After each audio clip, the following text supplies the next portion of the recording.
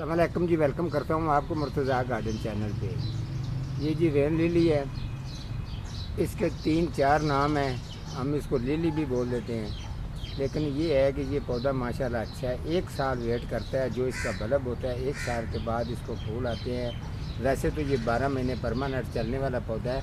खूबसूरत है, बेहतरीन क्वालिटी भी अच्छी है। कुछ लोग इसको वाटरिंग की ठीक ठाक इसको दबा के करते हैं, तो वाटरिंग करने की वजह से इसका बल्ब जो है वो फूल देने में थोड़ा सा कमज़ोर भी होता है और गलने का भी उसका ख़र्चा होता है।